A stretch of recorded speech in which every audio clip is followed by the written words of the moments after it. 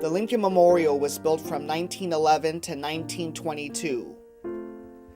The dedication of the memorial for the great emancipator was in fact a segregated event, but Robert Moton, an African American from the Tuskegee Institute, was one of the speakers at the dedication, giving us a sense of the complex nature of race relations back in 1920s America.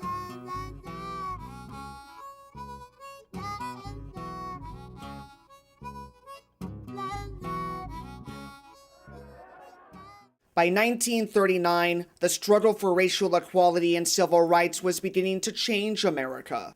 The first victories came in the courtroom as Thurgood Marshall and the NAACP legal defense team won a series of cases against state-mandated segregation in the United States Supreme Court. But many people were not about to accept blacks as equal citizens, as Marian Anderson found out when she was uninvited by the Daughters of the American Revolution to sing at Constitution Hall, prompting Eleanor Roosevelt to resign her membership in the DAR, and for Secretary of the Interior, Harold Ickes, to arrange for Miss Anderson to perform at the Lincoln Memorial before 75,000 spectators.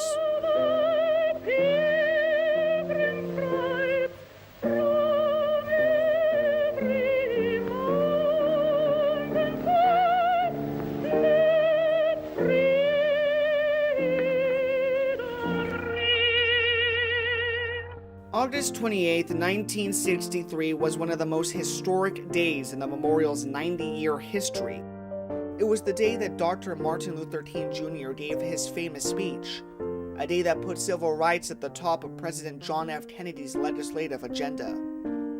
I have a dream that one day this nation will rise up and live out the true meaning of its creed.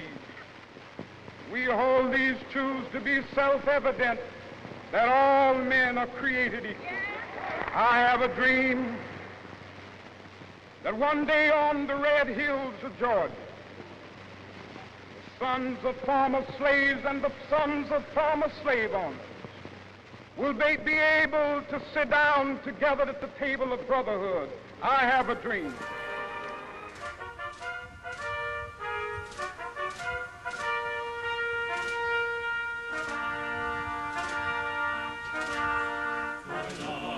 Have seen the glory of the coming of the Lord. On June 8, 1968, after arriving at Union Station, Senator Robert F. Kennedy's candlelit funeral procession made only one stop in Washington, D.C. At 10:30 p.m., Bobby Kennedy's casket stopped at the Lincoln Memorial while the Marine Corps band performed the Battle Hymn of the Republic. The procession continued on to Arlington National Cemetery, where he was laid to rest next to his brother. 5 years later, President Richard Nixon came down to the Lincoln Memorial late at night during the toughest stages of the Watergate scandal to seek inspiration from President Lincoln. Then, in January 2009, President-elect Obama reminded the nation just how far we have come in the past few decades, and how often the Lincoln Memorial has been a symbol of a nation struggling to live up to our founders' ideals.